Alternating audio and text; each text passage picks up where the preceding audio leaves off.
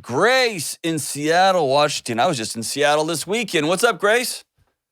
Hi, John. How are you doing? Good. I tell you what, Seattle is one of the most beautiful places we flew in last weekend. It is stunning how beautiful it is. Wow. Yeah, it's beautiful here. Yeah. So what's up? How can I help? So first off, I'm going to say I have a cold. My voice is going to be a little funny. It's awesome. Cool. But my question was, I was wondering if you had any resources or tips on how to navigate my relationship with my sister. She has autism. Okay. I was also wondering if you could help me process my childhood growing up with her. That's a lot. Yeah. So tell me about your sister. Is she mobile, able to talk? Yeah, she's very mobile. She's able to talk. She graduated high school just a few years later than she would normally graduate. Cool. But she's very smart, but she still has a lot of emotional issues, I guess. Sure. Yeah. And so what was it like growing up? When we were little kids, it was really good because we were very close. We shared a room. But then as I got into middle school and high school, it was kind of hard because I felt like I had to include her in everything I did. Just because she needed that extra support. Yep. So yeah. So what's happened recently that made you want to call? Well, about 5 months ago, I got married, and I have trouble feeling guilty, that I'm not spending as much time with her, and also that it's kind of hard on my mom to take care of her. Are you feeling guilty or are you feeling grief? And here's the difference. Guilt is a violation of your personal value system.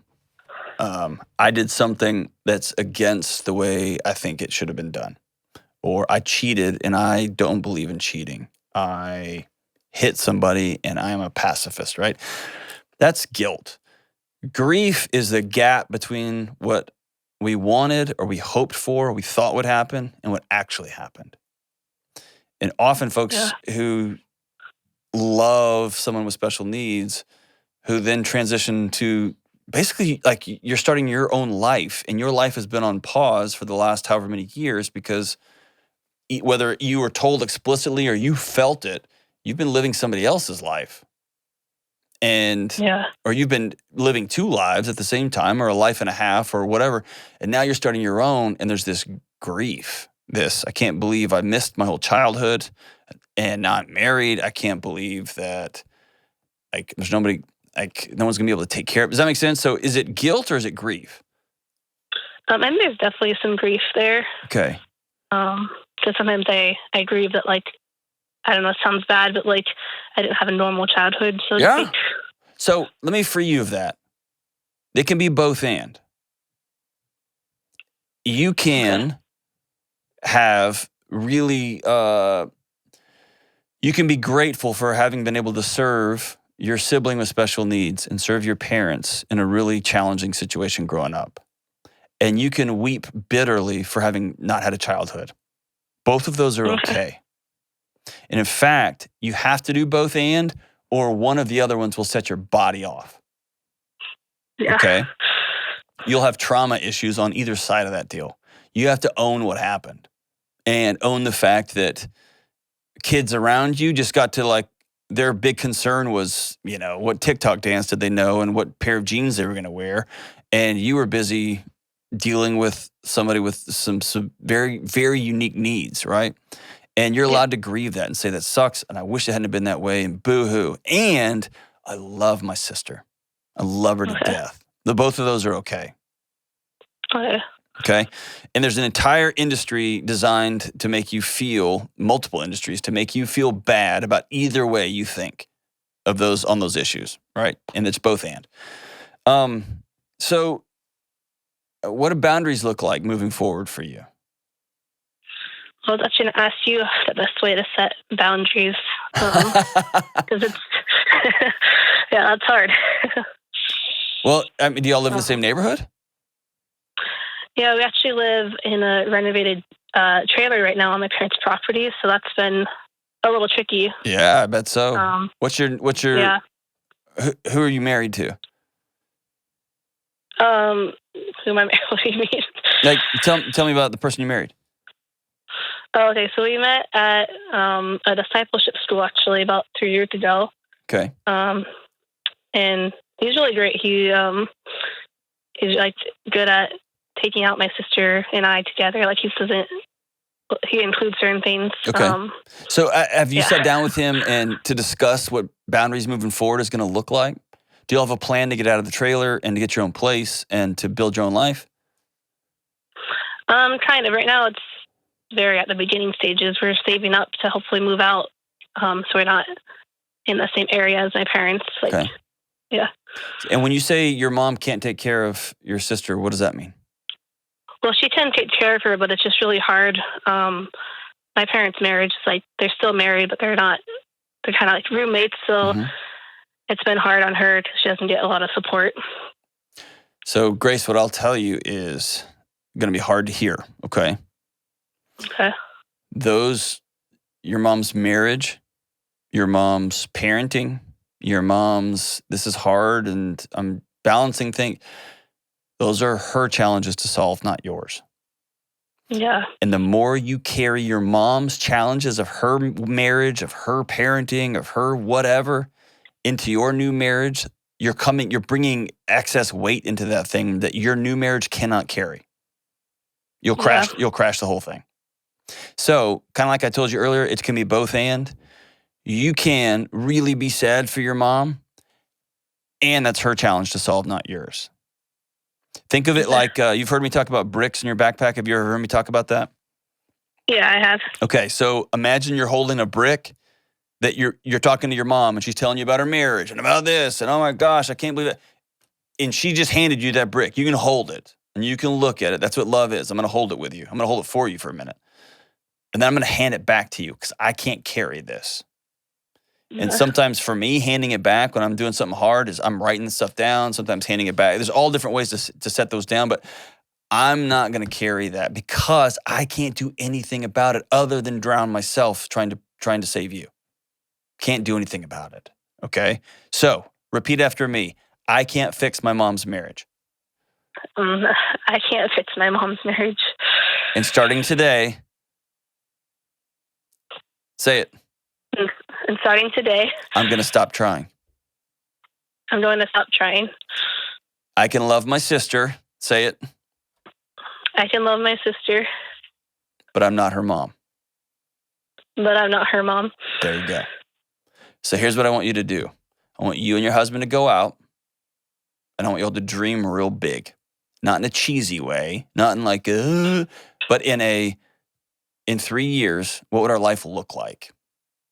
And then, this is going to be hard, I want y'all to reverse engineer that. What do we have to start doing today, this week, this weekend, next week, next month, so that this happens? And this dream may have a dollar amount attached to it. This dream may have, we're going to have our own place.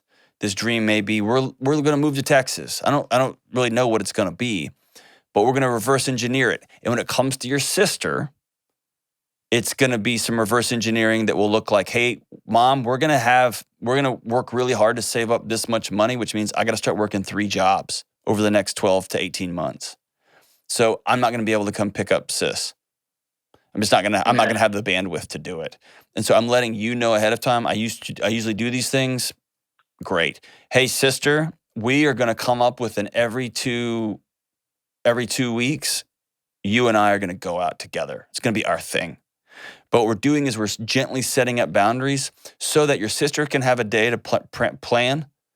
You can have a day to plan, but you also have 13 days off in between to have to live your life. Because you've never had to live your life, right? Yeah.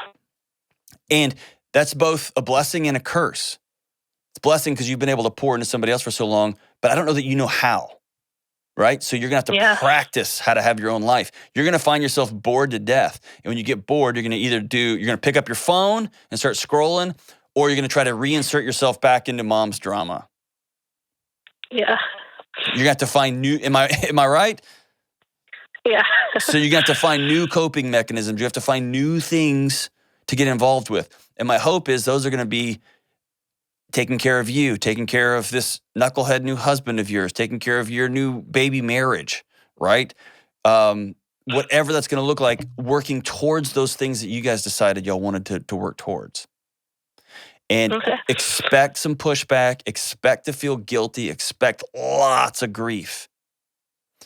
Okay. All this what do I do when I feel guilty and grief? Like, how do I handle it? Write it down.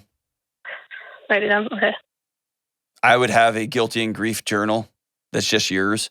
And the magic of grief is you have to have a witness. You've got to have somebody that you're talking to. So if that means you got to find a counselor and you'll build that into your budget, then do that now. I would recommend, since you don't have a good picture of what a healthy marriage looks like, you're kind of making this up as you go. And your parents didn't become roommates overnight. It happened over time. No. They probably were in love when they got together. That's my guess. Maybe not, but that's my guess. Yeah. And so roommateness, that's not really a diagnostic. I should make that up though.